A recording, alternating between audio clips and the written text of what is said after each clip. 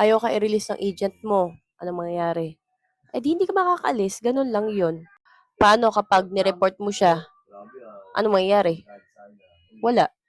Kasi kahit i-report mo siya, ang policy po natin is hangga't hindi po pumapayag si agent na ma-release ka, hindi ka makakaalis. You cannot live with that agency without the approval of your agent. Okay?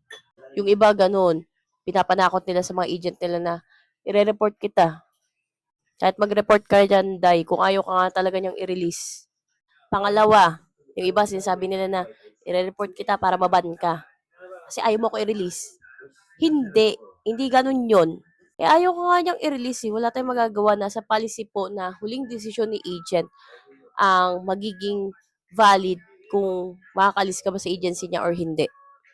So, if I were you, convince your agents rather than stating that report kasi wala din naman patutukuhan yan. Sa mga agent naman po din na nandyan, if you're planning na talagang i-release naman yung host niyo, huwag niyo na pahirapan pa. Pero syempre, yun yung madalas kong sinasabi sa inyo na kung ano man yung decision ninyo, kayo pa rin po yung masusunod kahit na sabihin kong ganito gawin nyo, ganyan gawin nyo, kahit na ibang agent sabihin na i-release nyo si ganito, i-release nyo si ganyan. Ikaw yung agent niya eh. Ikaw yung masusunod. Marami kasang agents na entremetida kasi gusto nila mapunta yung mga host mo sa kanya. Totoo yun. Yung chismis lang. So yun guys, kailangan nyo talaga mapapayag yung agents ninyo. Kahit sabihin yung i-report yan, wala rin yan. Ganun pa rin naman yun eh. Sila pa rin yung magde-decide nun. Baliwala lang yan. Kausapin nyo na lang yan. Yung iba, post-post pa. Tingin nyo, i-release pa kayo niyan kahit pinost kayo. Diba? Kung ako sa inyo, kausapin nyo yung agent ninyo. Kung pinost nyo yan, mas lalong ang gigigil yan na hindi ka release. Kausapin nyo. Ganun lang yun. Kasi at the end of the day, kung gusto ng ibang tao mag-join sa agency nila, kahit pinost mo pa yan, mag-join yan dun.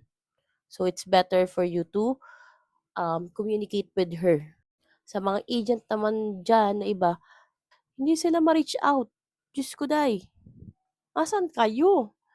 Nung nag-join yung host ninyo, nakakausap kayo, tapos nung magre-release na, or nag-apply na ng releasing, hindi kayo makausap. Or kaya naman, kapag nag-join na ng agency ninyo, hindi nyo na kinakausap. Ano ba ito? So, for those people na may mga questions regarding on Popo Live, you can visit my live. My user ID is 79170. I have some tutorials on my social media accounts. Just search Tita Liga. And inuulit ko po hanggang January 3 na lang yung duty ko.